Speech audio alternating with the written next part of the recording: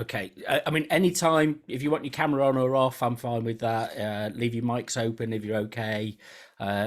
Chip in, and I want to make this as nice and informal as possible so that and knowing the expertise that you've got or not, please just kind of chip in, and I'll tell you a little bit about myself, and then I'll try and get underway, and we can talk about our experiences and what our kind of we've learned in the past from doing this, or what we've learned from other ways of looking at things. So my background is I kind of worked at De Montfort University for about 20 years, and then they made me an offer I couldn't refuse, so I went freelance, and so I developed a kind of a freelance business for doing stuff around community media. So my main focus and stuff, my PhD in that was about community media and about how people participate, and a lot of that is about community radio, but not exclusively. So I help out with there's two community newspapers in Leicester, one called the Everton Echo, one called the Great Central Gazette, which has just started. So I help out with them in terms of their policy direction and getting off the ground and business development and stuff like that. I've been things like a school governor in the past, and kind of fairly varied, and I've done things where I've given evidence to.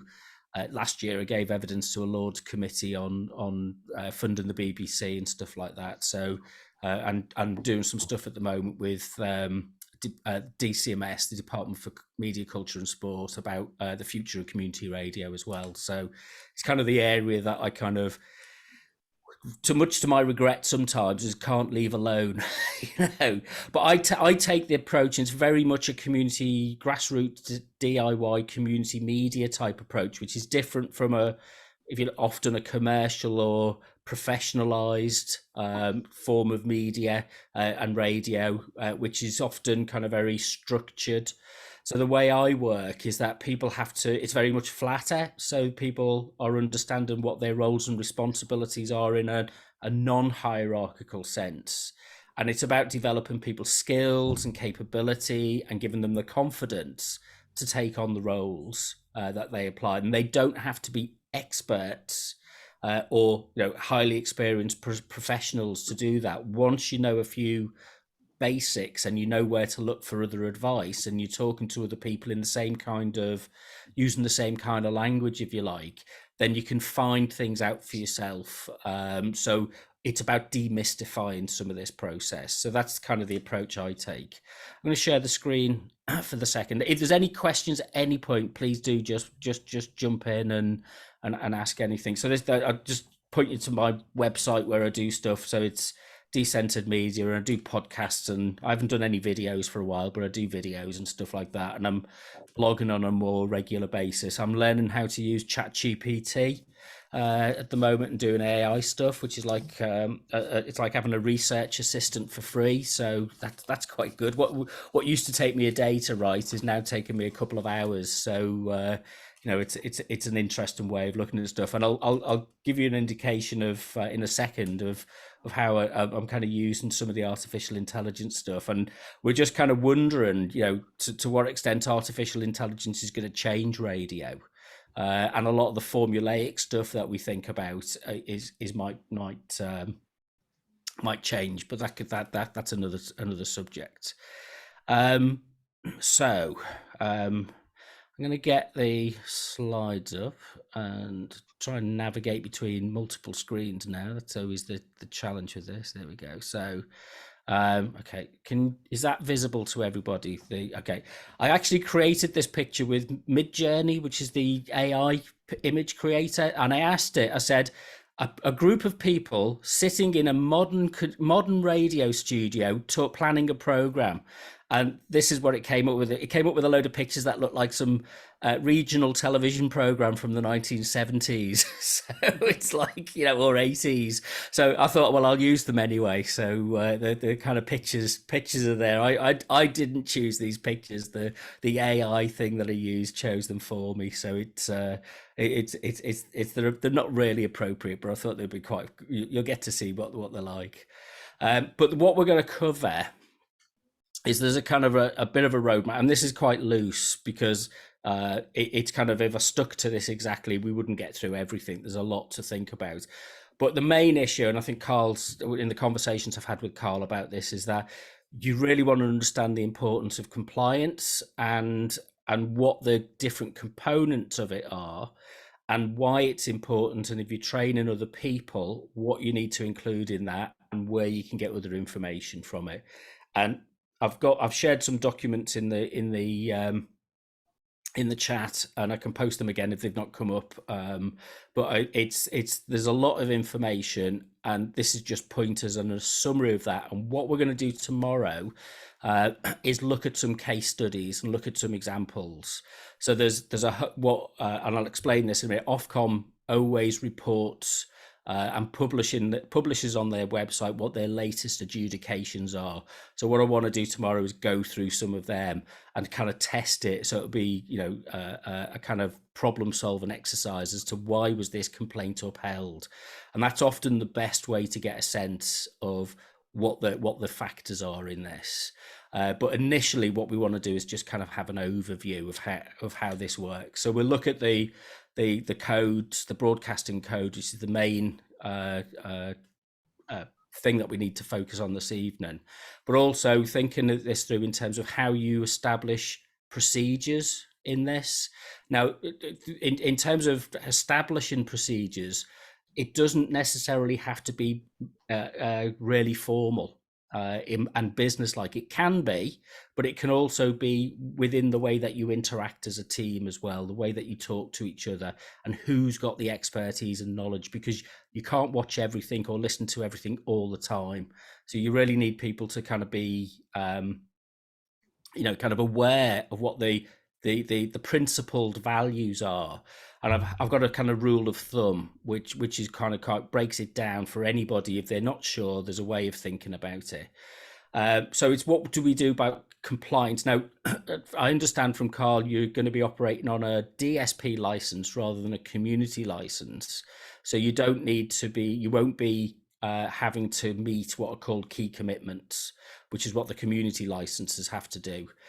So that makes it a bit more simple for us. But it's things like what you do if there's a complaint, and how does Ofcom deal with a complaint or a problem? What will they be, looking for in terms of your response and your record keeping? So does that sound kind of in the ballpark of what you wanted? It's everybody's able, that kind of good.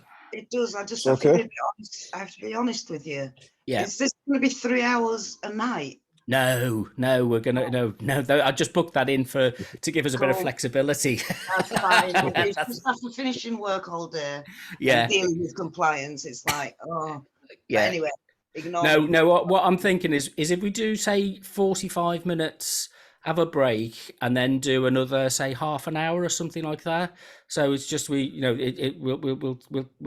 got to. There's a lot to go through, and it's kind of, you can go down the rabbit hole with it, but it's it's not a 3-hour job. So hopefully, and tomorrow will make it a little bit more kind of. And I've got some questions for you along the way. So the main issue is that Ofcom, under the 2003 Communications Act, has to manage and govern broadcast standards. So unlike newspapers, which are independently regulated, they don't have to be regulated. It's a bit of a grey area at the moment about newspaper regulation, but they're largely regulated through the courts. So people, if somebody's got a complaint about what a newspaper publishes, they've got to resort to the courts to get legal redress for defamation. Whereas with broadcasting, it's considered a kind of privileged way of communicating because everybody gets it and everybody can tune into it. It's a universal service, which means that, why is that? So it's a universal thing. So Ofcom have the responsibility placed on them by government to make sure that it's a level playing field. And these rules apply to News International and a small independent operator, they're the same for everybody. And the responsibility for applying them within those organisations is the same as well. So the expectations are that Global and Bauer, they will have compliance teams to look at things, and you're held to the same kind of standard as they are. So there's no, there's mitigating circumstances, but it's not, it's not one rule for one and one rule for another. And you might have seen the Ken Bruce programs being investigated by Ofcom at the moment for something. So, even experienced broadcasters, and I think it's something that didn't actually happen within his show. But even experienced long-term broadcasters, there are issues that get raised about it. So the principal thing that is about compliance is what's called the broadcast code. And it's updated by Ofcom on a regular basis. They do consultation about it. And it's really the thing that you need to go to for direct information. And what I've done is I've taken the broadcast code and filleted it for this so that we can talk about it and look at it in a bit more detail as we go through. But it's available online, and the link is in the notes I've shared. So, but there's a couple of other kind of regulatory principles and legal legislation that applies. We still apply the Audiovisual Media Services Directive from the EU. That still applies. We've got things like the International Broadcasting regulations, that still applies. But we also have things like the Human Rights Act, the Terrorism Act, the Equality Act, the Official Secrets Act, and also general libel and media law, libel and slander law. So all of these things still apply, and Ofcom takes them into consideration when they design and put the broadcast code together. So it's not just a case of looking at what somebody does with their on-air content. It's also about the context within which that content is shared and used, and the social circumstances at the time. So Ofcom during the pandemic were quite strict on conspiracy theories about COVID, and they clamped down on them, and they told broadcasters in advance, this is a period of intense national scrutiny about the evidence about COVID and its origins. They didn't want people playing fast and loose and repeating unfounded conspiracy theories.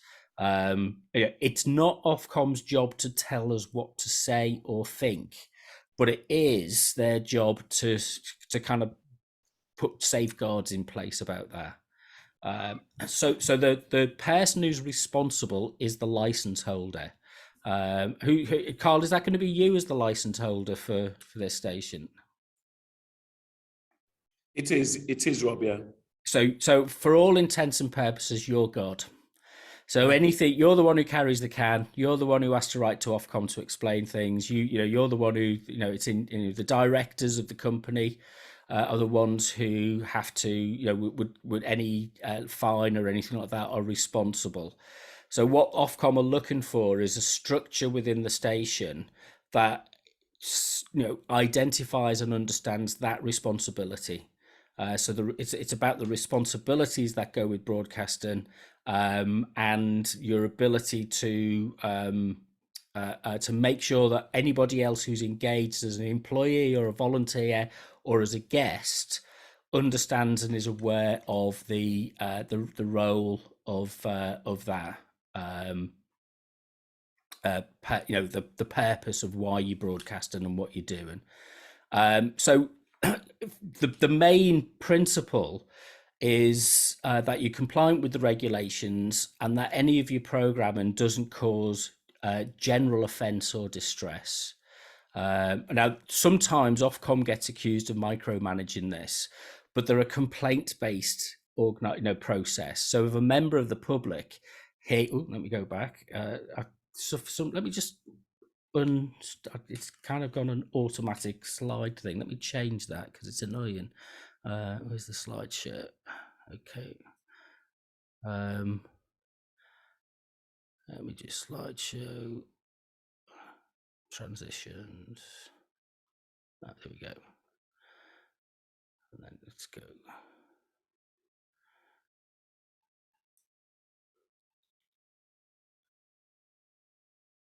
I've got to try and find my Zoom screen again. That's the problem. You go from one screen to another and you lose where you were. There we go. Okay, back there. So, yeah, it's your responsibility to be compliant.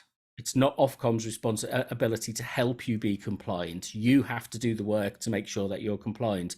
And then if there's a complaint from a member of the public, it's up to you to demonstrate how you've met your responsibilities within that compliance framework. So it's kind of, they put the ball in your court in order to be able to make sure that the content that you've got passes these generally agreed acceptable standards. Now, sometimes, and we'll do this more tomorrow, we'll look at the grey areas, and sometimes it can be quite frustrating. But you've just got to kind of suck it up sometimes. So there was a complaint last year about Glastonbury FM. There was one and I'm going to use language in this, which is, so if anybody's offended by strong language, for these purposes, we're going to speak freely about the kind of language that we can use and not use. And one song said fuck, and there was a complaint. Somebody heard it because somebody was driving through the area where the broadcast was taking place, and even though they know it's Glastonbury, there was a kid listening. Somebody made a complaint, and Ofcom upheld that. So you've got a responsibility, particularly in the protection of minors, where Ofcom will uphold it in the right editorial circumstances. So on a Wednesday afternoon play on Radio 4, you can use the word fuck because it's not generally accepted that children will be listening to it, and the audience understands that the BBC Radio 4 drama slots can be quite adult content at that time. So it's dependent on the context, but also sometimes a lot of these things just happen by mistake, and it's your reaction to it that often makes the difference, and the way that it's used. And some people, there's a lot of online radio stations now. We've got one in Leicester, Lower Tone, and they play a lot of quite contemporary music aimed at young people, which has got a lot of quite aggressive language in it. It makes me blush when I hear it, and but it's online and that's not regulated.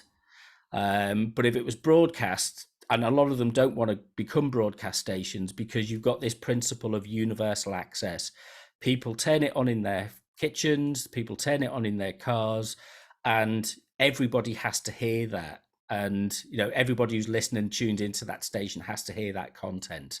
So it's kind of accepted that it's a protection for members of the public from being things that might cause harm or distress them.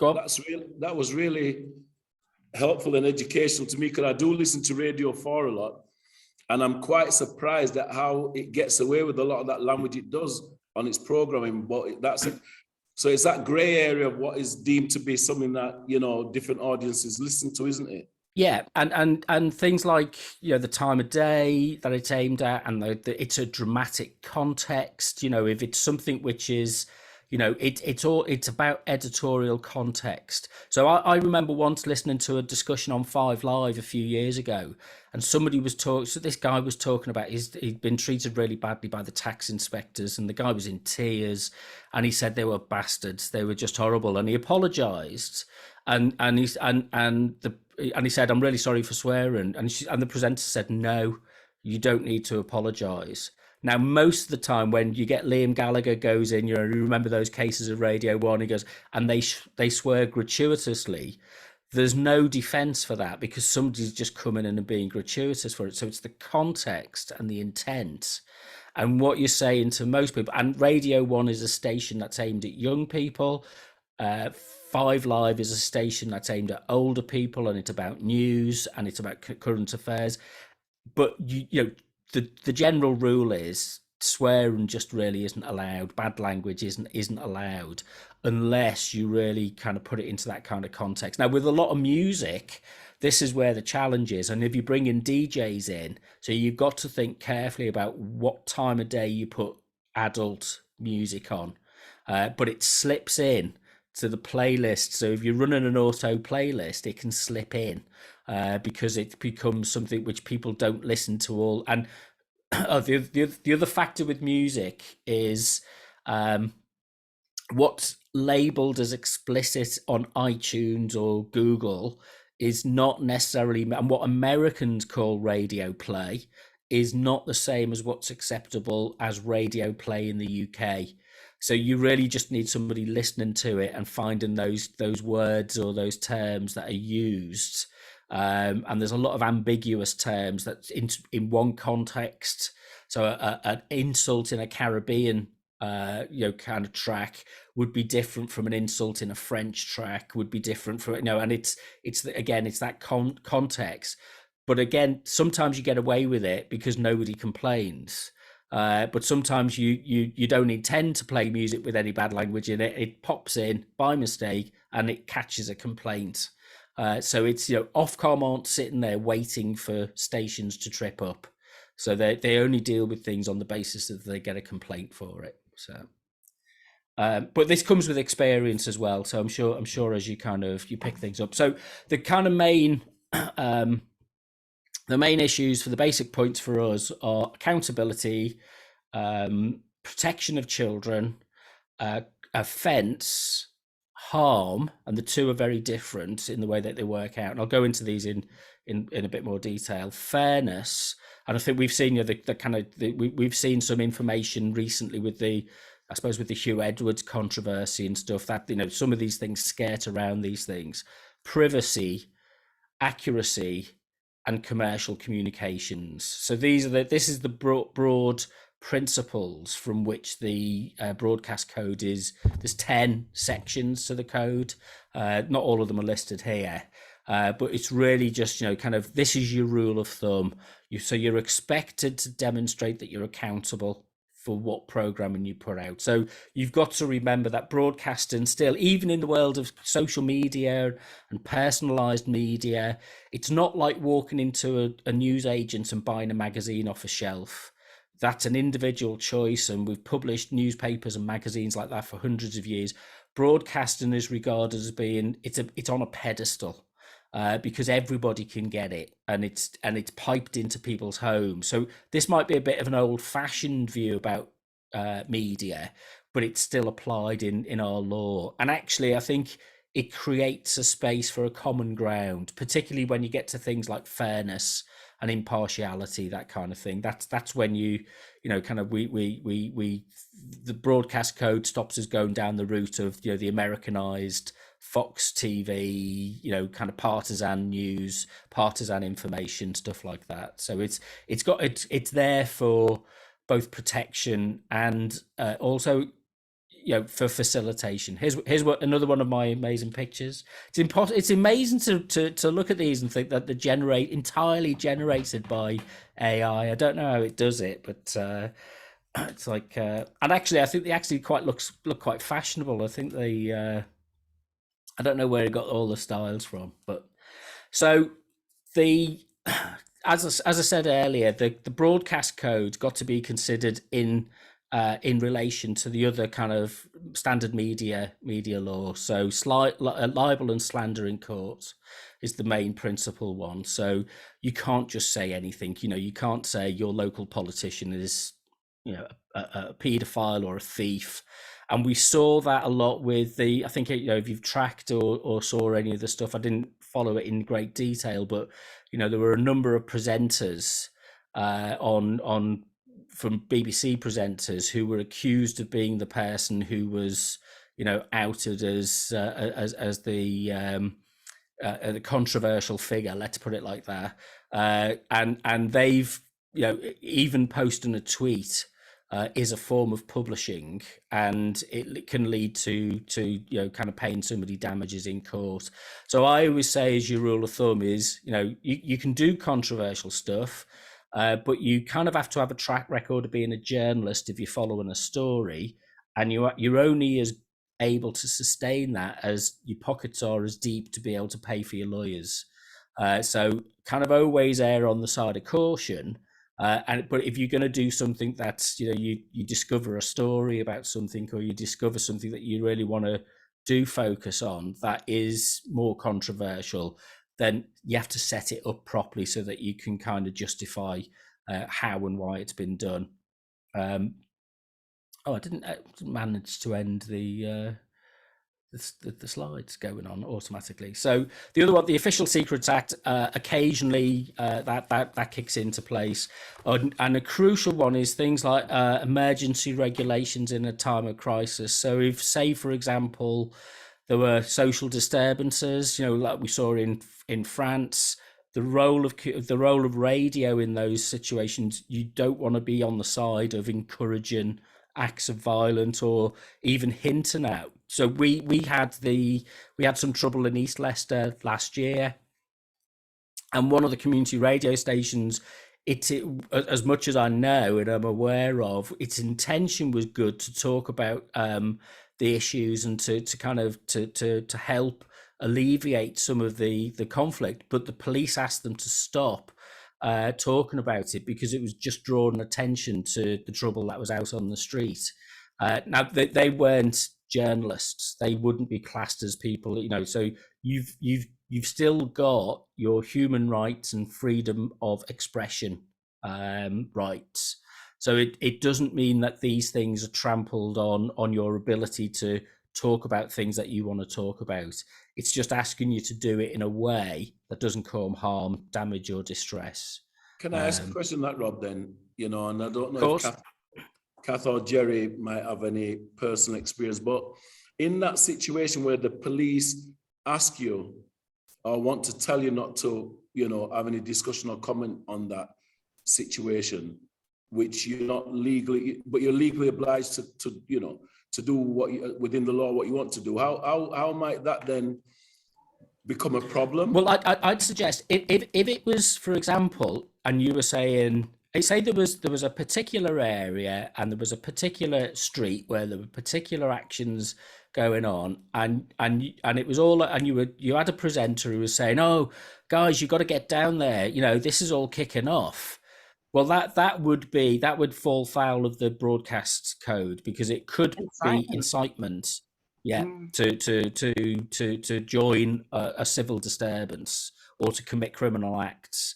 If you said, "Oh, there are serious social issues that we need to talk about, and we've got some members of the community here who have experience of the angst, and and they're going to talk in general terms." If you're so they separate news from programming content. If you have a bulletin that says, "Now we're going to report from," so news is privileged in the courts.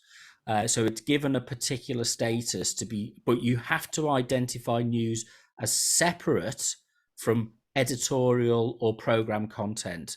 So if a DJ is playing some tracks and saying, "Oh, I heard about this and this is what's happened," and they live in the community, it's part of what they do, and then they I'll pause that for a second, and then they they might get caught up in it.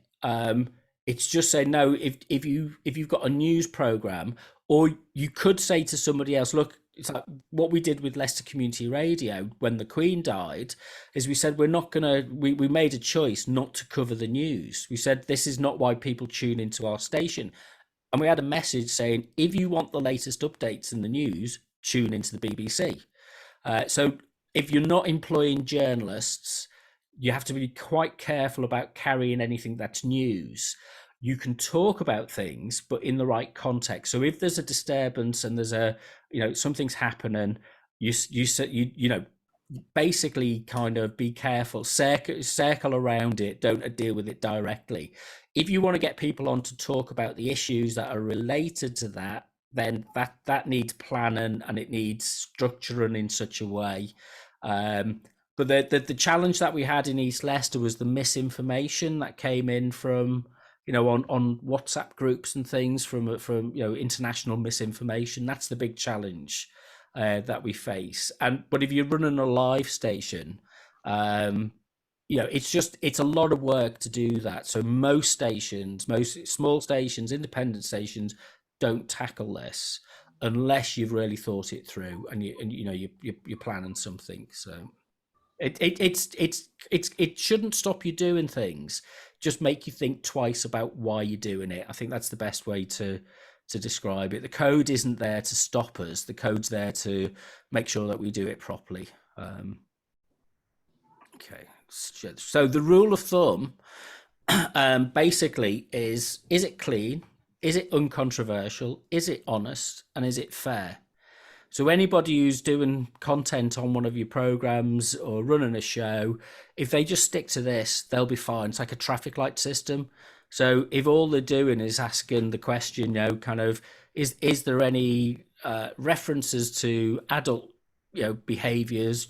I mean, particularly things like drug taken, they don't want to see, I'll talk about this in the individual sections in a minute, but, kind of glamorizing risky behavior. They can all be very controversial, particularly for young people. And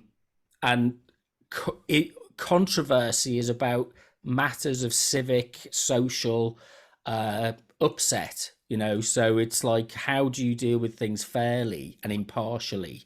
And there's an expectation that if you're just dealing with things like, kind of day-to-day things, they're not particularly controversial, but you might want to talk, somebody might want to talk about a topic which is controversial, and does have some resonance within the community. I mean, the Windrush, again, we've in Leicester, the Windrush compensation scheme and the boohoo factories were things that came out of people's direct experience, and that was what people wanted to talk about because it affected them. When it becomes a big political issue or locally a political issue and it's controversial between different people, that's again when it just needs managing carefully. So it's just how you think about that. Then the honesty one is, are people presenting themselves in a truthful manner? Do you know who this person is? Can you verify them? So are they who they claim they are?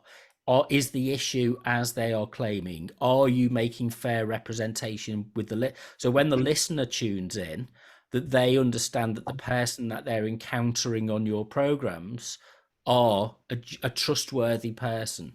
Now, it can be a character as much as it can be this is where the boundaries get a bit blurred. So if you're employing dramatic content, but you've got to clearly let the listeners know that they're listening to a drama. So you remember that famous one with H.G. Wells, not H.G. Wells, they're Orson Welles and War of the Worlds, and it's gone into mythology about it being a huge panic because people thought it was the real news and it was part of a drama. So those things crop up occasionally that you might, but you've just got to let the audience know that it's a drama, and it's occasionally it works, it kind of spooks people. But and then the other one, the kind of fairness is, are you giving people the opportunity to come back? If you're talking about somebody, have they got the opportunity to come back? Have you got balance between different items? If there's a controversial issue that you're talking about, and it might just be that you end up talking about these things, but somebody has to be devil's advocate. So if you're, that's why it's a bit boring sometimes when you're listening to programs and the presenter is interrupted and saying, but don't you think? Because they've got to put the other point of view. So the listener doesn't just feel that it's one-sided. There are ways to not get around it, but to deal with that. But they're the kind of four things. If you can do that, you're pretty much fine. So any conversations that you have with any of your presenters, volunteers, anybody else, any of your guests, just making sure that these are the things. Keep it clean, keep it uncontroversial, keep it honest, and keep it fair. And everybody kind of gets that. Everybody gets what those things are. What about unconscious bias? Well, it depends. I mean, how do you? I mean, speaking personally, how do you? I find it very frustrating. I've worked for years to make my biases conscious. That's my argument to unconscious bias. I don't agree with the unconscious bias argument because I think people are responsible and aware of their own individual, and if they're not, then they're children. So how do you police for unconscious bias? The trick, I think, is to have frank and open trusting, difficult conversations with people. That's the difference. And I always say the best way to deal with what we do with community media is it's not about your opinions. So when you invite people in to talk, say, I can do my opinions on social media. I can put my head out of my living room window and shout down the street and say whatever I want. Nobody has to listen to me. But when I come into a shared domain like this, like radio and broadcasting, we're aware that we're also dealing with other people. So it's not about opinions, it's about experiences. And it's about, so if you get people talking about their experiences of, say, how did that affect you? So if somebody comes in and they're quite opinionated about something, I think global warming's a load of nonsense and it's this and the other, and you say, well, you know, how's it ever affected you? Have you ever, had to escape from 40-degree heat in Rome or kind of Italy or somewhere, or Greece or somewhere at the moment? And if they say no, I've only ever seen it on TV, then you say, well, what are you talking about then? You draw it back to people's evidence. It's if you think back to race relations, a lot of race relations in the 1970s was the misconfigured perceptions that people had from media, and the prejudice came from people's opinions through television. Once you got people living together in a community, and I don't know what Leeds is like, I don't know what, Leicester's very super diverse. There's a thing called contact theory where you interact with people and you have because you're more familiar with people, you have a broader sense of engaging with people. Well, that process doesn't go away. So if somebody is just, if somebody slips up, if somebody makes a mistake, if they're using old-fashioned language, if they've not been experienced in certain things, how do you deal with that? And that's part of the natural dialogue process. And I think one of the things to think about yourselves as facilitators of dialogue. So a lot of our mainstream media is like, it's designed to antagonize you. Our newspapers are designed particularly to kind of create indignation. This is terrible. This is awful. This shouldn't be happening. And it becomes a shouting match between different groups. But bias, we all have bias. I don't know how you can get away from inbuilt bias, because we all have a story. And I suppose the trick is to make it about those stories and to make it something which is about where we bring people together to talk about these things in a common way. So can I ask Kath, Rob? Yeah. Kath, is there any form of unconscious bias that you think might present itself as a challenge for us? Well, I think, as Rob says, everybody's got an unconscious bias. It's recognizing it and working around it as opposed to using it, if that makes sense. We train in probation, we have to do a hell of a lot of training in unconscious bias, and we have repetitive training in unconscious bias because it's easy to slip into it.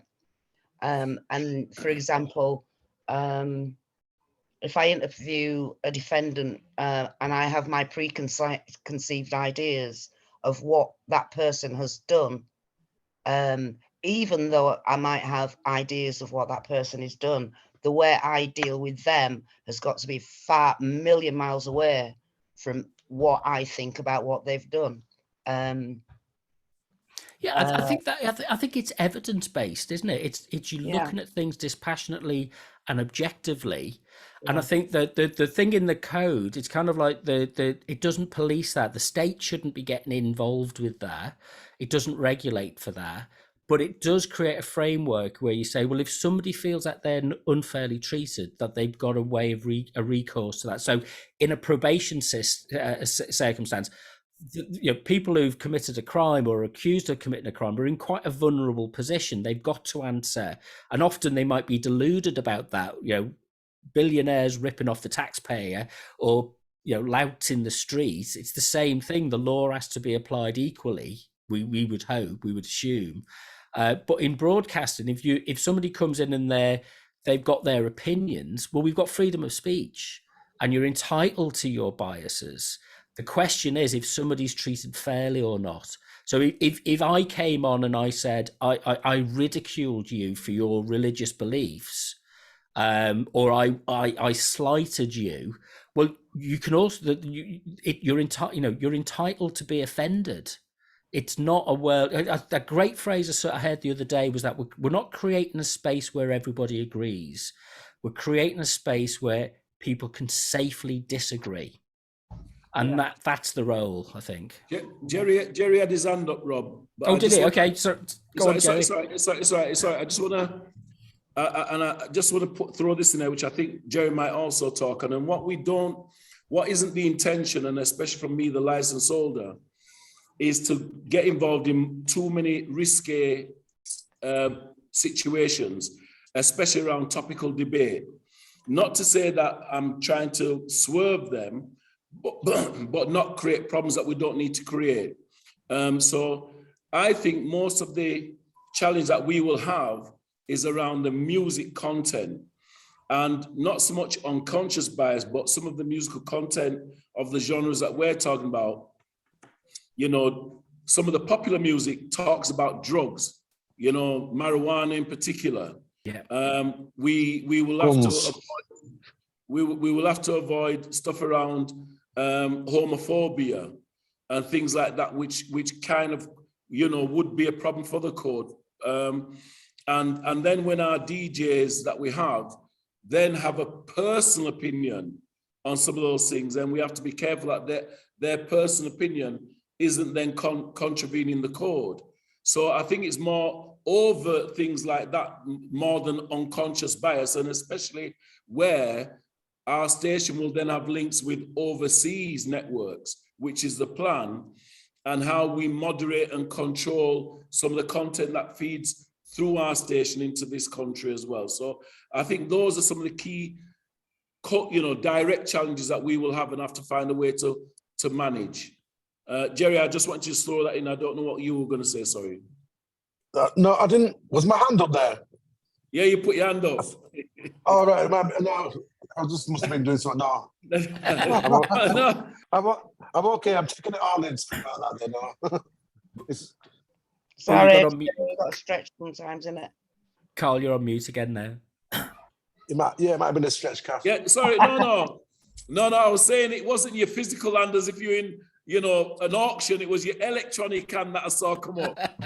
All right, I must have touched something while I was unmuting and muting at the same time. Yeah. Sorry. So Rob, those are the more direct challenges, and what Jerry, Kath, and Andy in particular, Natty, will help me try and make sure we have, you know, a kind of framework of control within. Yeah. And that's where you'll have you'll need to sit down and write an editorial policy about those exact issues. So you've got a cultural background of music that is I mean, if you listened, I think what comes off the top of my head, a lot of American rap is quite misogynistic and uses, you know, it puts bitch in and it uses the N-word a lot. You know, these phrases are thrown in. And it's kind of, what's the difference between, I suppose it's like, I could be considered to be a prude about certain words. So for example, I find the Q word, I'm a gay man, I find the use of the word queer, and you see it used in things like The Guardian, highly offensive, to the point where I'm getting to the point where I'm going to start writing into The Guardian and say, you've got to stop using this, because, you know, the N word is regarded as, and the P word is regarded as being particularly offensive. What's the editorial policy that you've got for dealing with this? But if it's a reality of part of that community and that culture, then finding a way editorially to not sensationalize it, to not just casually use it, but to put it in the context and at the time when it can be, if you like, expressed in a way that is managed, rather than it just being thrown in without any care and consideration. Natalie, what you got your hand up? Yeah, I mean, with one of the organisations that I work at, conversations come up obviously all the time. So things like now it's deemed unacceptable to refer to people as love.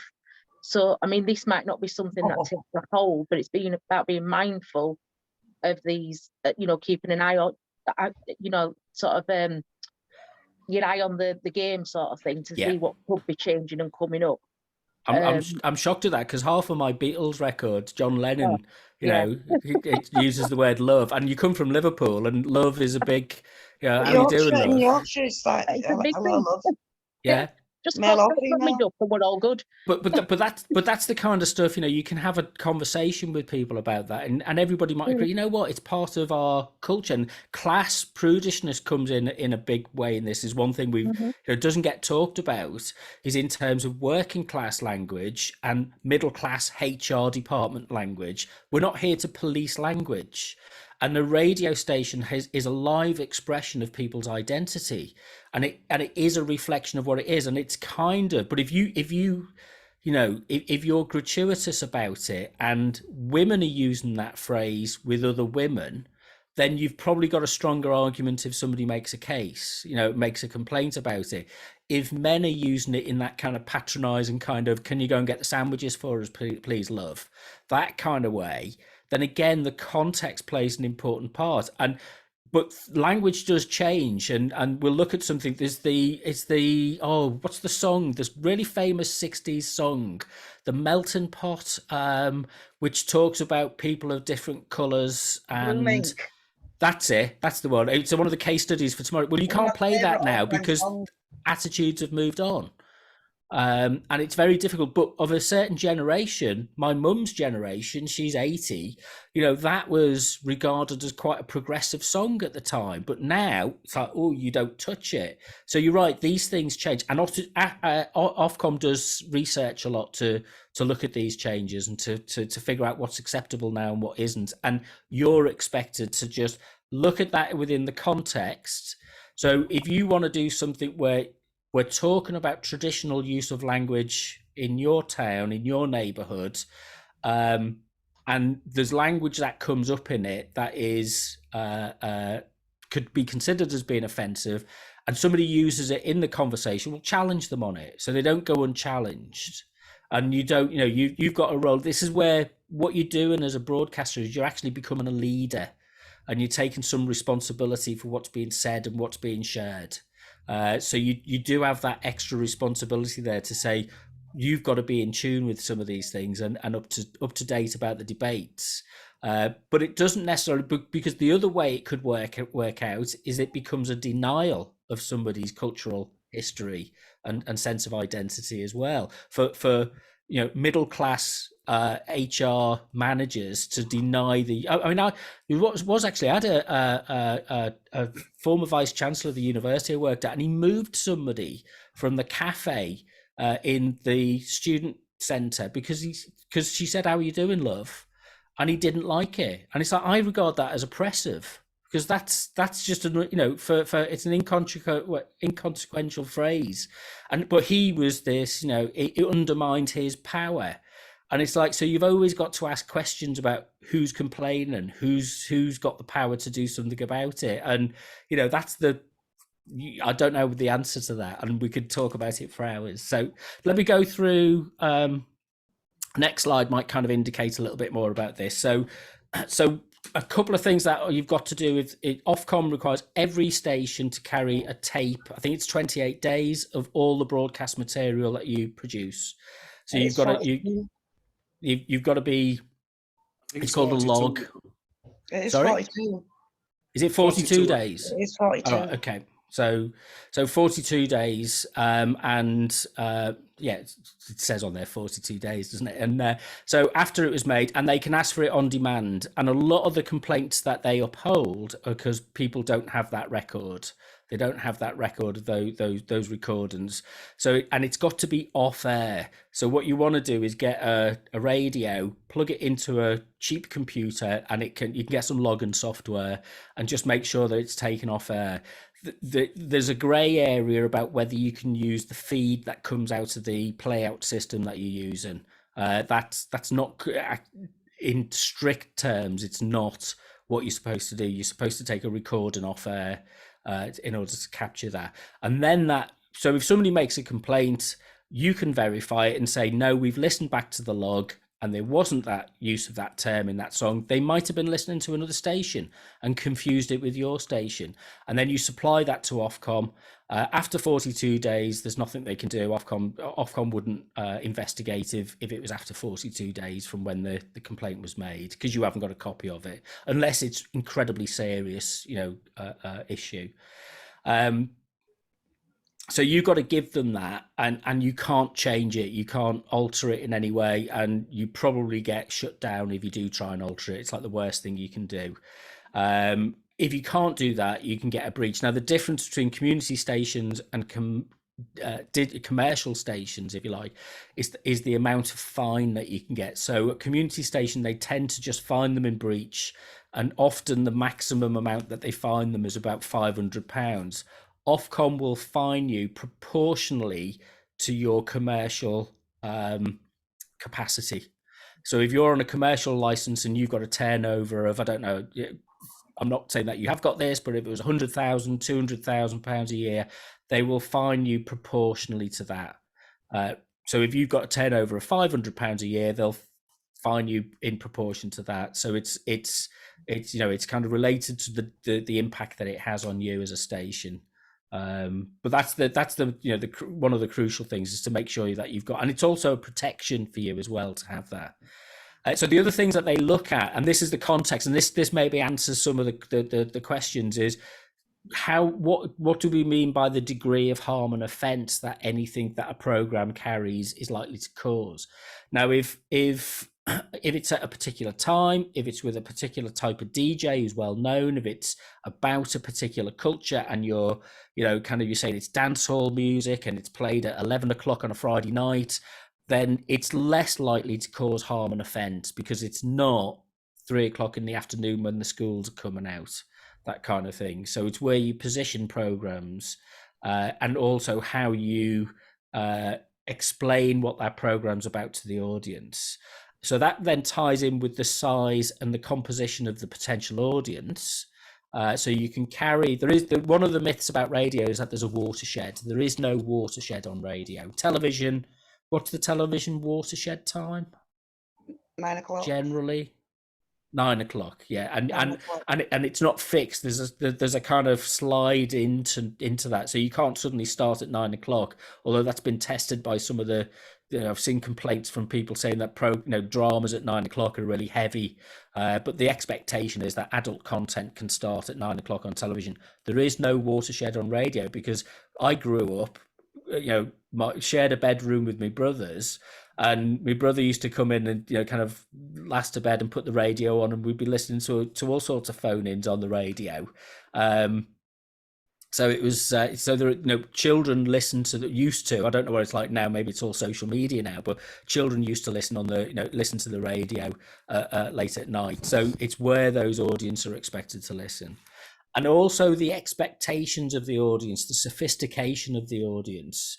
So having to explain. So if you're doing an afternoon program and you fill it with double entendres, seaside jokes, nudge, nudge, wink, wink, actually that could be regarded as, if it's done in a particular way, it could be regarded as something which, the mum driving along asking what something is. But you can use stories, you can use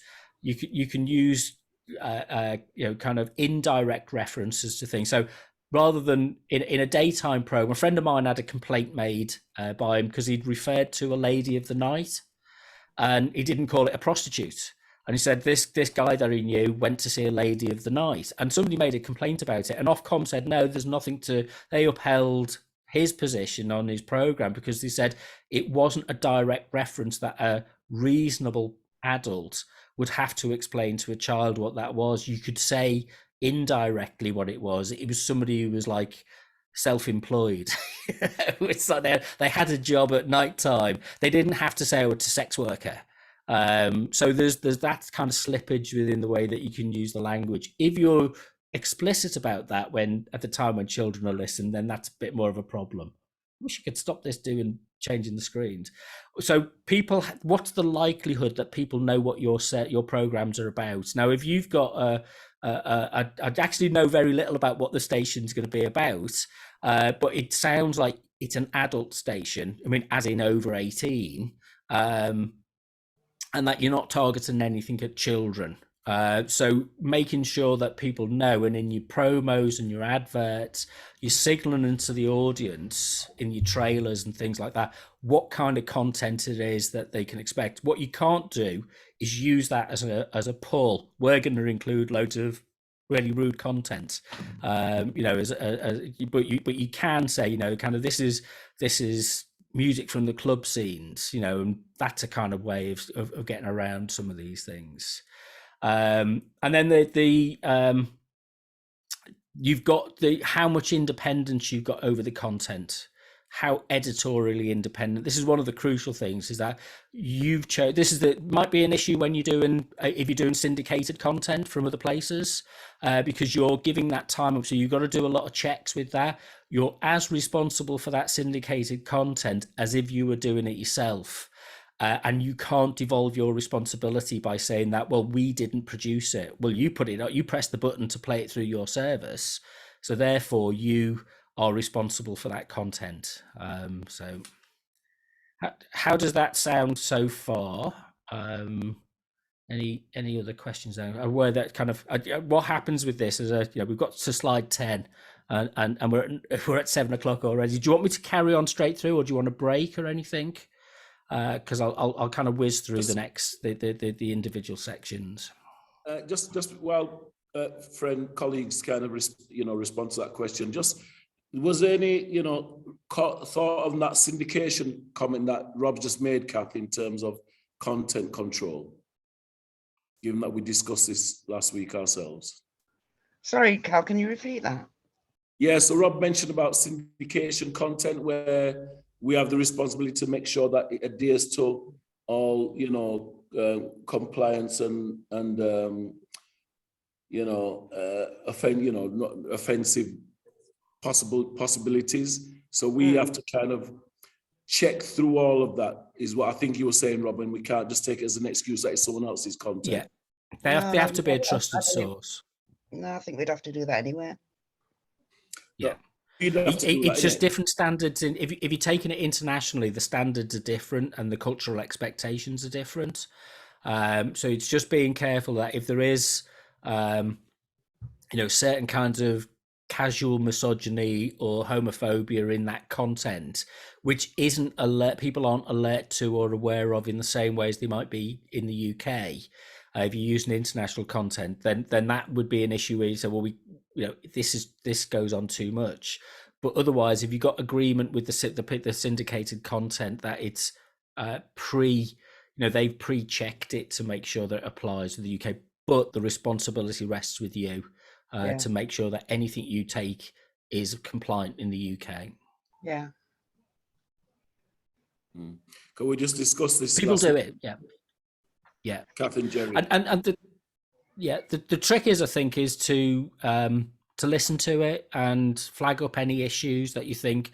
So one of the things about your compliance records is you're going to be listening to a lot of content, and you just flag it. I don't know what your communication system is. Do you have like a group or a WhatsApp chat or something where you can say, you kind of listening to different things and you're saying, I mean, fairly, this might sound daft. The example that kind of springs into my mind is I was doing one once. I was doing when I was doing Demon FM, and I was listening in, and there were some students on the steps of the student union, and they were doing a live program from there, and they were saying, "Come down to the student union. We're on the steps."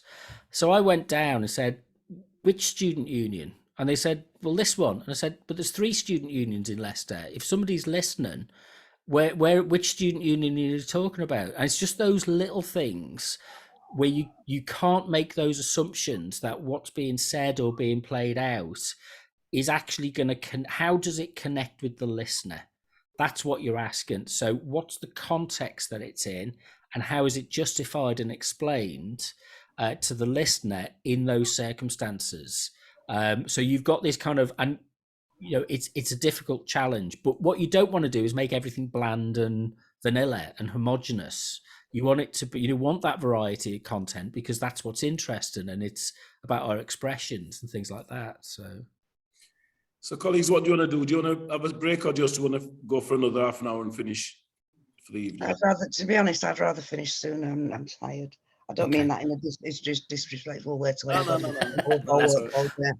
This is kind of tiring, and you can go down the rabbit hole with this. So what I'll do is I'll give you the headlines as we go through these now, Rod. And I've emailed these to Carl, the notes. You can look at the notes. As I say, this is just knowing what to go and look for and what to seek out. And you can, if you've got questions about stuff, just come back to me as well. Carl's got my email address. I'm happy, WhatsApp or whatever it is, just message me if there's any questions or thoughts about it. And tomorrow what we'll do is we'll look at some of these things we'll look at some examples and see how has this worked out in practice, and try and figure out what Ofcom's thinking about this when they do it.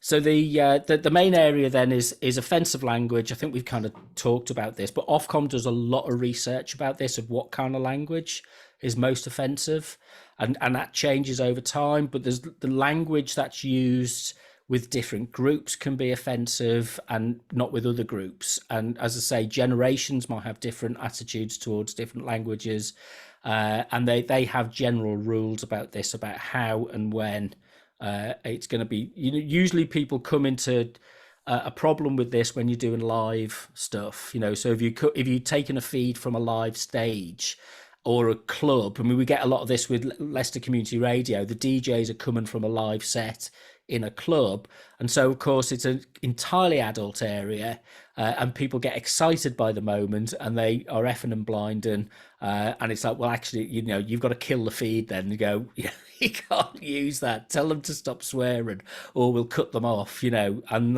that's what you've got to do, and then you apologise straight away. But unfortunately, that's sometimes not a defence either. But we'll look at that tomorrow. There's lots of examples of bad language and how it's used there.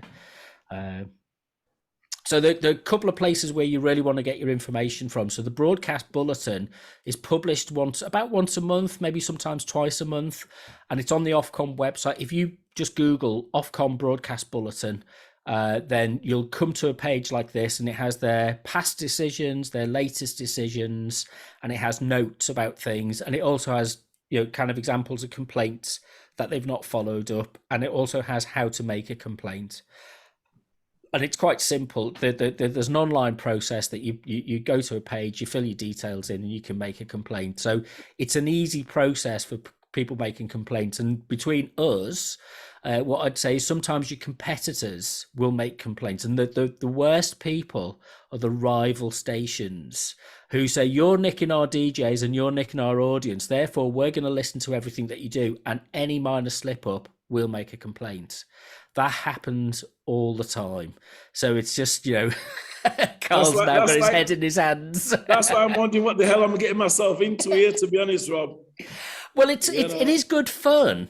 I mean, these things, it's kind of, we're building up, with Leicester Community Radio and the other community stations. I do stuff with Cohenor, which is a Sikh station. They've got real respect and trust in their communities. Forgive me for putting it like this, but you can do a lot of organisational outreach, engagement, management bullshit, and it doesn't go anywhere. Radio has the power to reach to go beyond where, kind of a lot of things. What we say with community, right? There's the Race Equality Centre in Leicester, and the woman who runs it said, LCR does more for race relations in Leicester than we've done in the last 30 years, because it reaches everybody, the white working class areas, the Indian areas, the African areas. It reaches everybody, and it treats everybody kind of equally within that way. And it's so you're in a privileged position, and there's a sense of responsibility that comes with that, but it can also, hopefully it's fun and it's enjoyable, and we get we get excited about doing it. So it's not all doom and gloom looking at the broadcast code. So there is a positive side to this. So I'll whiz through these because there's a lot with this, and you're probably best kind of flicking over the sheets that we've got. But each of the sections, so there's 10 sections in the broadcast code. Protecting under 18s, harm and offence, crime and disorder, religion, impartiality and accuracy, elections and referendums, fairness, privacy, commercial references on television, which is one that we don't need to pay attention here, and commercial communications on radio. And what I'll do tomorrow is I'll find some good examples, and we can look at each one of these. So we'll forget the question because we're going to run out of time otherwise. So the kind of headlines, I'll try and kind of 10-15 minutes try and get through as much of this as possible. So the main focus of the broadcast code is protecting under 18s. It's the one key area because you're not adults, you can access, and in the past, maybe this is one of the things that's going to come in about social media regulation, the online harms bill, is really protecting the under 18s. And there's an awful lot of misinformation and disinformation out there. And young people are particularly susceptible to, kind of stuff that is done, that is said in public forums or private forums, which is actually harmful for them. And this is about protecting that. So I kind of agree with these standards that the main people that we should be thinking about are the vulnerable people and children. And it's really the kind of anything that might seriously impair the physical or mental or moral development of people under 18 must not be broadcast. Now that kind of sounds kind of quite restrictive, but again, it comes back to context. If you set something up as a debate or a discussion or a drama, if it includes or it is aimed at people under 18, you've got to do it in such a way that it scaffolds their ability to engage with that topic in a way that is, manageable for them. You don't overload them with information. You don't do it in a kind of aggressive way, but you're not a station that's aimed at 18, under 18s. So as I said earlier, there's no watershed on radio. You've got to be thinking about when children, even though your station is for adults, you've got to be thinking about when children, because there's an attraction for children to listen to, slightly edgy content. They've figured out, I don't know if you've seen the stuff about, these bikes, the bikes that you hire, you get them in city centers, everybody's got them in city centers now. Well, on TikTok, they've worked out how to crack them and so all the school kids are using them for free. You make something illicit and young people want to do it, get into a pub underage, get into a club underage. That's the culture I grew up in. There was an attraction to it. So listening to a radio station that's, pushing the boundaries, you're going to attract children to it. And Ofcom are kind of aware of that.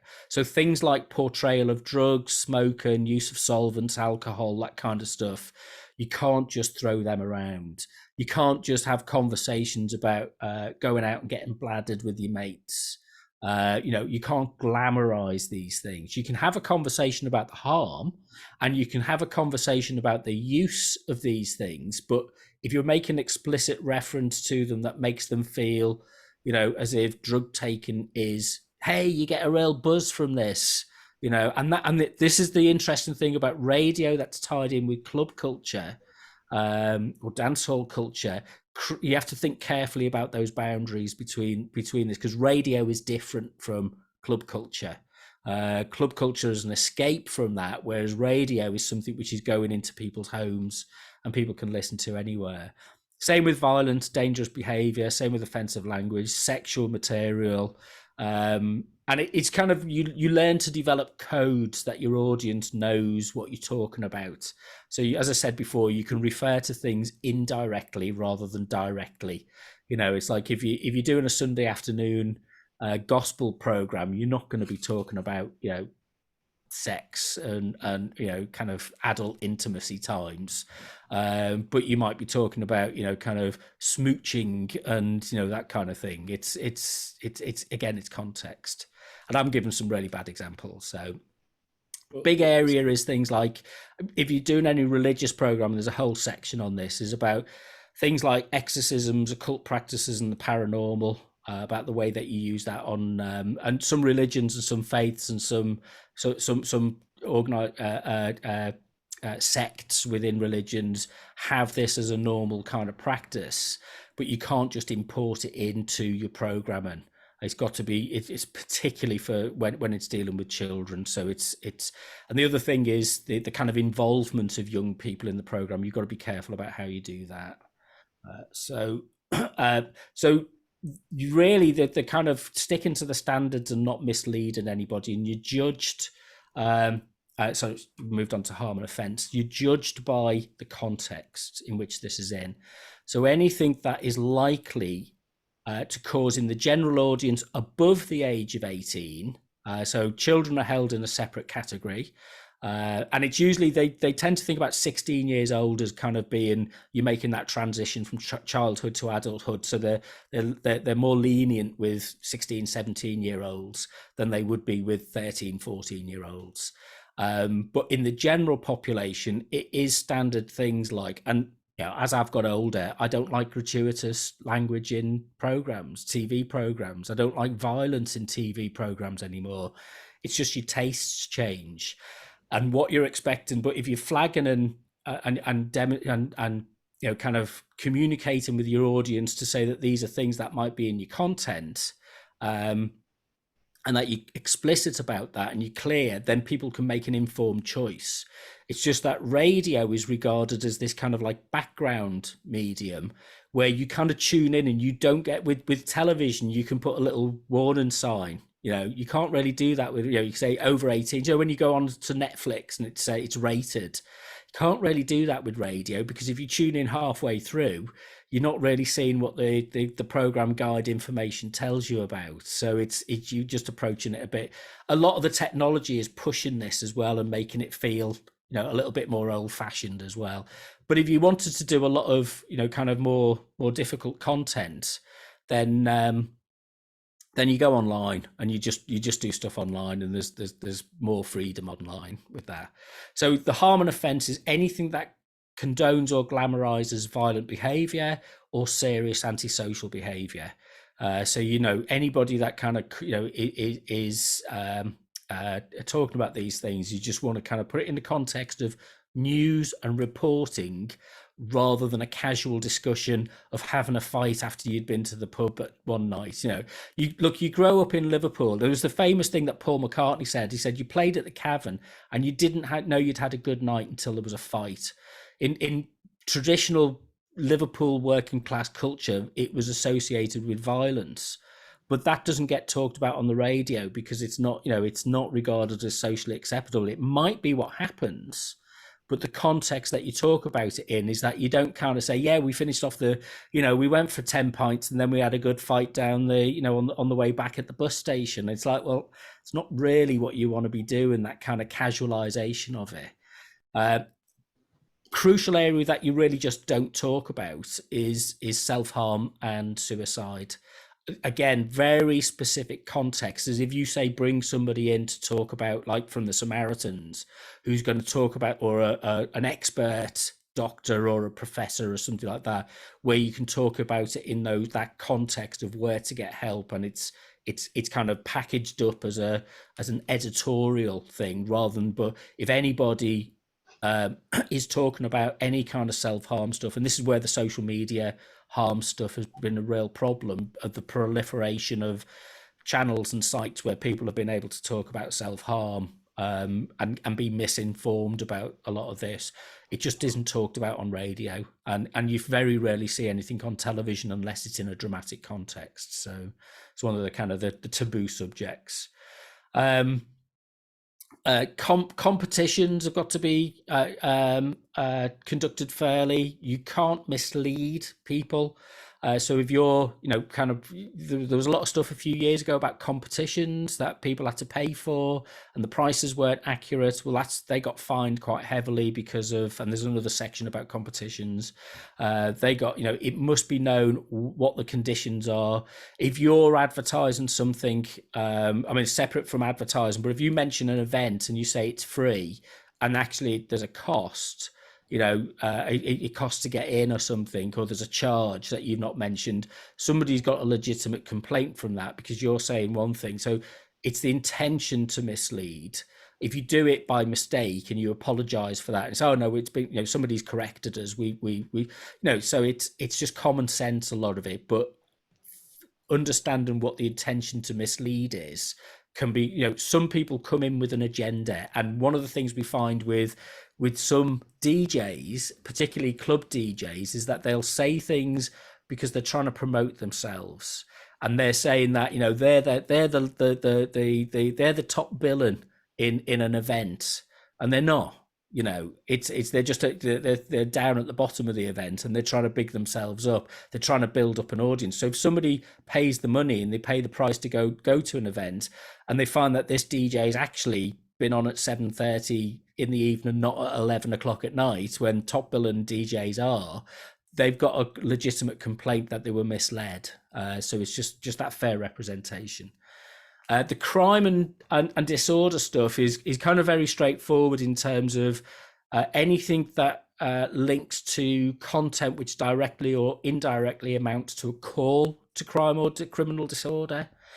So if there was a case at one point where somebody was describing when they were a student how they came back from the pub and they'd vandalized something on the way home as a student.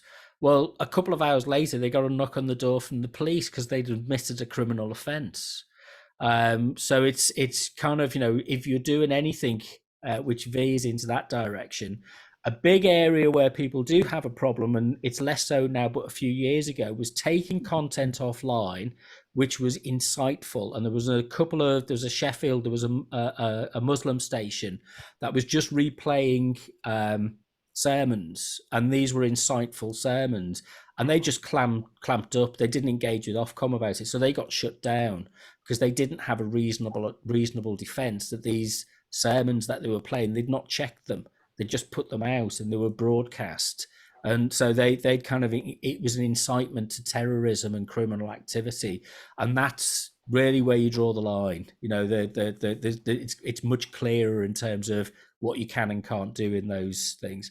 The one, kind of hate speech, and that might come back to Catherine's question earlier about kind of biases and things in terms of when is language used as a form of incitement.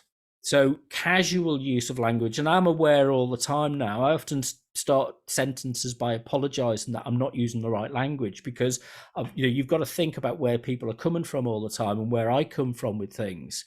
But it's hate speech is defined in law as stuff which is used to build intolerance and to promote antagonism. And there's that's clearly defined in law, and the police act on that as well. And you see stories about the police investigating people online on Twitter and things like that, and social media for hate speech and harassment and things like that. So that's protection for people, but it also allows you to really to kind of draw a boundary around certain ways that you can do things. And the other one is kind of criminal disorder, not doing anything that encourages criminal disorder. I'll skip that. So section 4 is the section about religion, and it's really just about doing it with a proper sense of responsibility. So you're not exploiting the susceptibility of the audience. So what you don't want is a program to say faith healers are a real problem for radio, because but in many faiths and many subsets of faiths, then the appeal to a faith. A friend of mine does tarot cards on his radio show, and people are always astounded. How do you do this? And he said, well, it's part of my faith. He comes from his family heritage is gypsy traveller. And he said, and it's a big part of our faith, but he does it in a way which isn't saying to people, this is the truth. It's saying to people, this is what we believe. This is important to our sense of faith. But it's not saying to people, you will walk out of your house and you will meet a tall stranger and you will win lots of money, as if that's the truth. That's something that they act on which is the difference. But also it's about protecting people from abusive treatment for their faith, and saying that we are entitled, we have a right to have our religious views and to express them and to be heard with our views in a respectful manner, and to not have kind of people scorn us for those views either. It's that two-way dialogue thing. But you can actually recruit people to your faith with radio. You can't do this with television, but you can use radio. So we on Leicester Community Radio, we carry a number of services. We have a service that comes from Highfields, and it goes out on the radio station, and it asks people, the vicar who does it asks people to come in and be part of to join the congregation. You can recruit people. Ramadan Radio, they recruit people to do things at Ramadan. So it's an important part. It's something you can do with radio. The difference is you've just got to clearly identify it as a religious topic. So that it's kind of the audience. Again, the audience knows that what they're dealing with is, so you wouldn't confuse. Forgive me if anybody is confused by this, but a creationism being discussed as fact within a science program. Well, it's a religious view, but it's not a scientific fact. So you can't confuse the two. If you want to have a program about the importance of creationism within certain forms of Christianity or certain other religions, that's fine. You can have that discussion. But what you don't do is you don't say that it's fact. But what you also can't do is you can dismiss creationism because it's not factual, but you don't undermine somebody's faith, their religious belief, gratuitously, I don't think. So it's one that, religion is one of those areas kind of people tend to tiptoe around a little bit, but there's not really much reason for avoiding these things. Told you this, the picture done. Sorry, Catherine, go on. The BCB, for example, we never had religious programs. Sorry, Rob. Kath thinks that everybody in the world knows what BCB is. Oh, sorry, it's our local community radio station. Yeah, Bradford. Bradford, yeah. Broadcasting. That's it. Yeah. So we never had religious programs. We might have covered religious events and occasions and gatherings, but not religious programs. And I just wanted to go back a little bit to the competition side of things. Without enough people, it's unworkable. I know it was tried for many years at our local community radio station. However, it just didn't work because, sounds a bit cynical, but you could never trust. There were so few people working within there. You could never trust that it wasn't one of their mates that was calling in. We did used to have a competition book, and the only competitions we ended up running were for Bradford City football tickets. Yeah. And there was a book where you had to write in every call what their response was, if it was a question or whatever. You had to write it down, their names, their telephone numbers, all of it. So it was all logged. However, I was there 20 years. I would say 6 or 7 years in, even that was halted to a large degree, because it was unmonitorable. There wasn't enough people there to ensure that it was a fair competition. So the station decided to just get rid of any competitions because that was the easier way of monitoring it.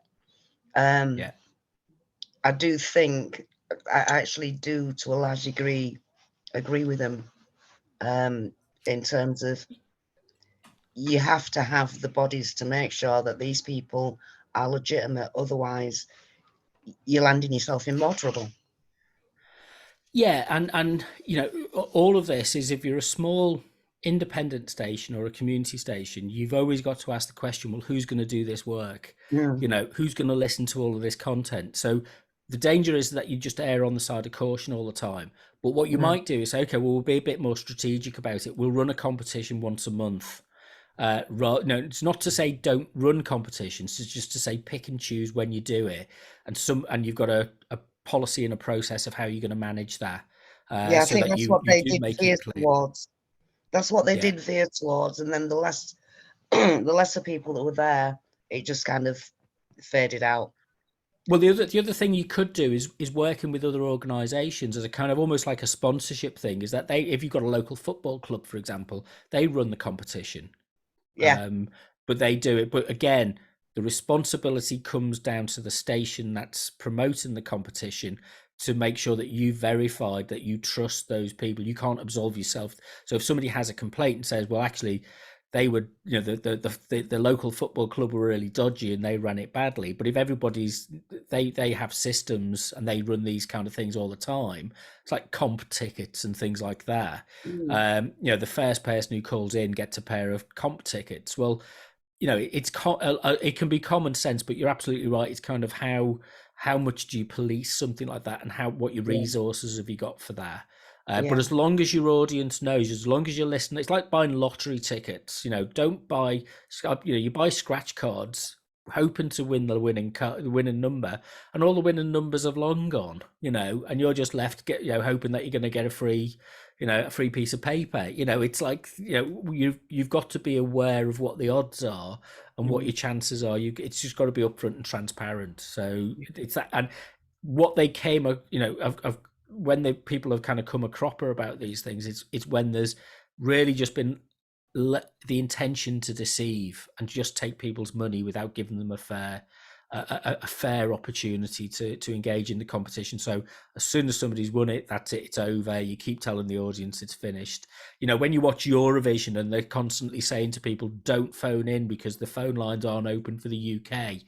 That's why they're doing it, because they don't want to mislead the audience. But people aren't that observant, but that's it's kind of as long as you've made reasonable efforts to conduct your business fairly and openly, that's fine. And if you can show to Ofcom that you've got a policy and this, everybody is trained to understand what this is, and when it's applied, they make a record of it.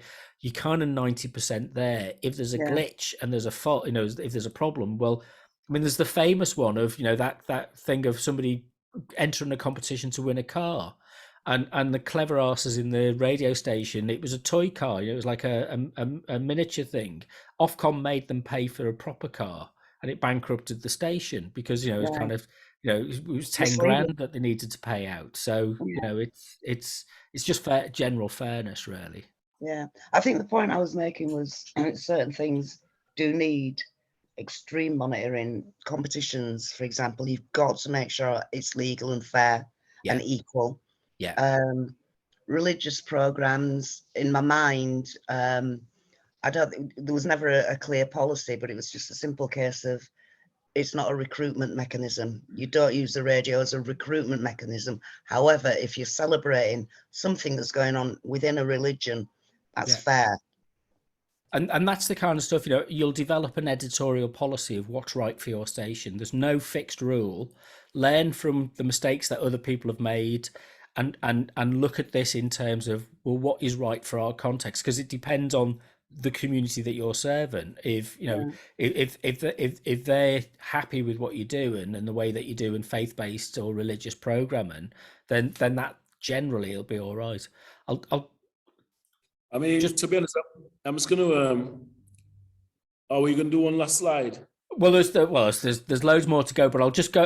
I'll just a crucial one I think is impartiality, which kind of ties in. Again, it's that thing of, we hear about it a lot, about balance and about impartiality. I prefer the term objectivity to impartiality, but that's a different argument. But our impartiality is really down to, if you're covering a topic and it's potentially a controversial topic, that you give people the opportunity to be fairly represented within that, and also to have their say in return and answer. So if there's a politician that you want to get on, and you can be put under pressure by local politicians because you've got a good audience and they want to get re-elected, and whether you agree with them or not about their politics, if you're talking about, if somebody's talking about them, well, they've kind of got a right to to be represented. So you can either do that two ways. You can either be devil's advocate on their behalf, or you can invite them in at some point to have their say. And we do a program on LCR where we spotlight. We after the elections, we've carried this on where once a week, somebody comes in, and it often involves politicians from different parties. And what we're saying to them is that they don't get a free ride. They're not just there to be able to talk about things that they want to talk about. The presenter puts some difficult questions to them on behalf of the listener. But also there's balance across the guests. That we're not just getting people in from one party, we're getting people in from different parties to come in and talk. Which is kind of, you see this a lot in TV, and a lot of people are kind of, the national political programs particularly, but the impartiality one, we have the same responsibilities, we just don't have the resources. That's the challenge for if you're doing news and things like that. This is particularly where it comes in. So there's things that are issues that are of public concern and debate. You would be expected to, if you like, just step back from it a bit. So it might be something which is very heartfelt by your community or audience that you serve, but to present it in context within your programming, and the Windrush and the controversy about the way the government have treated Afro-Caribbean people in Leicester, that was a big issue for LCR, but it just has to be handled in a particular way. But the argument that we used when we were talking about some of these things, well, there's plenty of other places where people can express themselves. We are a station that's run by and led by Afro-Caribbean people, and this is an opportunity for this community to talk about these issues that are relevant to itself. So matters of public controversy can be expressed through the needs and the circumstances of a community. If the media will cover it. For example, we had the 75th anniversary of Windrush, and we had the 75th anniversary of the NHS. Both were treated dramatically differently. Yeah. So while it was being reported on the news, I emailed most of the news stations and said, what about Windrush? Where's the celebrations there? We know there's issues, yeah, but it was still a major mark in British history. Well, I tend not to watch mainstream news anymore, because my view is, in those circumstances, let's set up our own radio stations, do it ourselves. Yeah, but I agree, Rob. But to be honest, Kath, I saw it the other way around. I thought there was a heck of a lot of coverage of Windrush 75 across the piece, and I couldn't believe only a few weeks after, there was like odd references to the 75th anniversary of the NHS being set up, and so there's a thing about perceptions as well there. Yeah, I saw it completely differently. I saw it the complete opposite. I kept seeing but that's what I'm saying. Up and all this ceremonial stuff. Honestly, I was quite surprised that I did. So I obviously didn't see some of the stations that you saw, but the stations that I watched, I was very, very surprised that the UK never celebrated the NHS 75th anniversary in a massive way that I would have expected them to. But obviously, I didn't see what you saw. Yeah, the king was involved, and that well, it's kind of you pays your money and you takes your choice. That's a big part of media, and we all follow different newspapers or listen to different radio stations, and you gravitate towards the ones where it best represents your interests. It's often, we talk about media bias as being geared towards certain sections of a community or certain sections of the nation, if you like, society, as opposed to others. So it's inherently maybe unfair and not representative, but that's part of what we have to argue about in our civic. And once you've got a license, this is where you can counterbalance, as in your program, and you can say, well, I mean, my maybe controversial statement is I'm sick to death of how much stuff you see about Pride these days. You know, Pride used to be one day, you know, and it used to be gay Pride. Now it's Pride and a carnival with everybody dressed up in all sorts of weird, kinky costumes. And it's like it's not what I want, you know. I'm curious, Rob. Where we used to have LGB, then LGBT, then LGBTQ, then LGBT. Who creates these things? Because you said at the beginning that you objected to the Q word, like I object to the N word. Yeah. But I objected to the Q word when it first was introduced. I'm like, wait a minute, that was always classed as an insult. Yeah. So and why, this is this is I mean, this is the thing about taste and change, and you know, we've got to be involved in the politics of this in order to be able to you know, these things matter, and there is pushback against them, and you know, groups like, I mean, it's Stonewall at the moment, which is in the firing line for this because they've adopted a policy of, what do they call it, gender, it's kind of gender ideology, whatever they call it, and it's not an uncontroversial issue. Now, actually, coming back to the fairness and editorial independence, if you were doing programming that was only representing one of those views from a group, like if you were only a mouthpiece for a trade union or a group like Stonewall, and you countenanced no other discussion or debate, and anybody who came on who expressed another opinion was ridiculed, then you are breaking the code. But if you facilitate fair discussion, open and evidence-based discussion, so it's not just crazy conspiracy theories and supposition, but it's open, and you know, you can point to where the evidence comes from for things, and you can question the evidence. Then that fits in with the, you know, the responsibilities that we have as broadcasters. We have to go that extra mile, but it depends on, you know, what your focus of your station is. If you want to be like a rolling news station and doing lots of phone-ins, then you have to set up a team that deals with that and is able to manage that. If you're a music station and you kind of companionship, you're probably not going to deal with it. It might affect you, and it's there in the background and you're aware of it, but it doesn't necessarily mean. But the crucial one is really the Equality Act.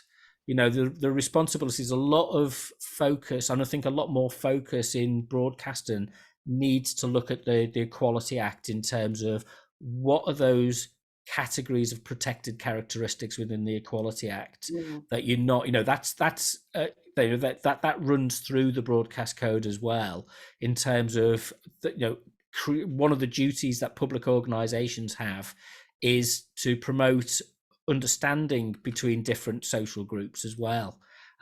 So part of the responsibility is to not just avoid discrimination, but to promote. I'm doing a lot of work at the moment about community cohesion.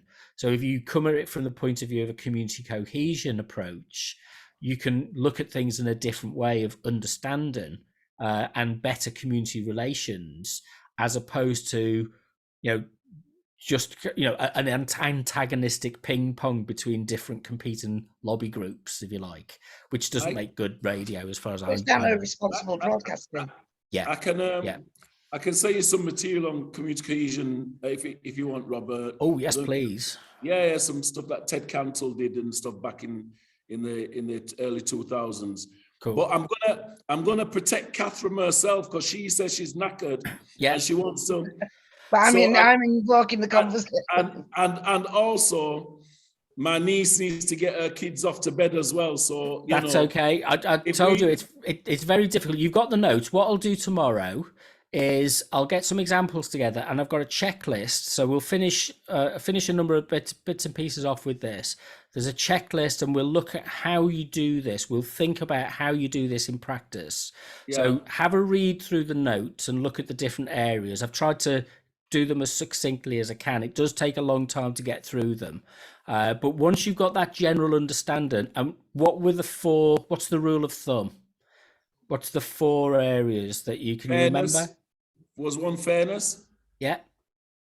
Andy, come on. What was the other one? I'm cheating. I'm trying to look at my notes. Jerry, while I'm displaying for time, what was the other one, Jerry? Language. Language. Uncontroversial was one of them, wasn't it? Uncontroversial. There we go. I'll put you out your misery. Yeah, So thank you. clean, uncontroversial, honest, and fair. If you stick to them, you're pretty much going to be okay. If you want to do more advanced programming, then we can get into the details about managing those things individually. But to start off with, always ask yourself: is this going to be any of these? If it's not going to be any of them, the amber light goes on or the red light goes on. So when you're working with people and they come along to you and say, well, we want to do a program like this, it's very controversial. And you'll say, okay, but we need to do more Ofcom training about that. So. And where's the controversy? I don't know about colleagues, but you know what struck me, Rob, was that the code provides a real support tool in breaking down every piece of the scheduling that we have, right? And I'll be speaking with Jerry about this, about how we can kind of pass on that simple message around compliance and adherence in a way, taking what you've said to us and a lot more detail I know you could provide, but I think we could simplify a lot of it, including in a way that editorial policy is clear. And then Andy, and Jerry and Kathy in particular, in a way that I think that we can have subsections of the editorial policy that relates to the particular aspects of the programming that we're doing. Yeah. If that makes sense. Yeah. The biggest challenge is most people get frozen in the headlights when they think about this because there's a lot of information. It shouldn't stop you from doing interesting stuff, from having controversial discussions, from having, investigations, or whatever it is you're doing, from playing interesting music. It shouldn't stop you doing anything. It just gives you pause for thought about why and how you do it. That's the difference. So when you're driving on the road, you know to stick within the white lines. You know when you reach a junction and the traffic lights are there that you follow the traffic lights. I'm not going to tell our DJs and presenters that because they'll stretch it out. They'll yeah. You know what I mean? I'm going to say no. And Natalie's going to help me. These are the boundaries. Otherwise, Carl goes to jail, and you guys are right. So yeah. Sorry. Natalie, but sorry. I suppose once we've got an audience and we know our audience and understand our audience, it will help around a lot of what we deliver anyway. Yeah. So those things will need to be changed up as we go along. Absolutely. I'm guessing.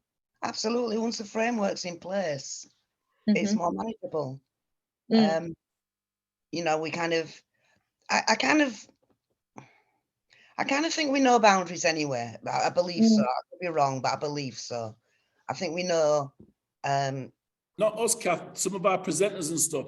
Generally we got to be. Oh, they have to know it. Yeah. In fact, Carl, they have to sign up to it. Exactly. Exactly. They have to understand what they're doing, what they're venturing into, how they've got to comply, how they've got to make their guests comply, how they've got to look at the range of music and the timing. They've got to look at all of that and sign up to it. Yeah. Accountability, isn't it? 100%. And I really like, Rob, honestly, and it gave me heart and reassurance that we as a team must try and have fun in the process. Yeah. And not be, anxious about Ofcom and, doing things wrong, but enjoy helping people by doing things right, Yeah. Absolutely. Once we understand what's the wrong way of doing something, we know the right way of doing it. Yeah, absolutely. So, guys, are we okay to close it there then? Is that okay, Rob? That's perfect for me, as long as you're all right. I don't mind hanging on if anybody else wants to have a chat, if there's anything you want to clarify or anything. And you've got the notes. I've put them in the thing, but you can email them, Carl, and yeah, send no worries. them to people. I'll send them out to colleagues as well. Yeah, and if you want to message me, I don't know if my number's on there, but share my number. I'm fine for you to WhatsApp me and stuff as well. So that's all right. Thanks, Rob. I enjoy this stuff, so it's like, it's good. Yeah. Great stuff. Guys, thanks a lot for your time. Yeah. Okay, I'll speak to you all tomorrow. And I'll tomorrow recording as well. Yeah. Cool. All right. Okay. Cheers, Thank you. Take care, everyone. Have a nice night, guys. Take care. People. Bye. Bye. Bye. Thank you.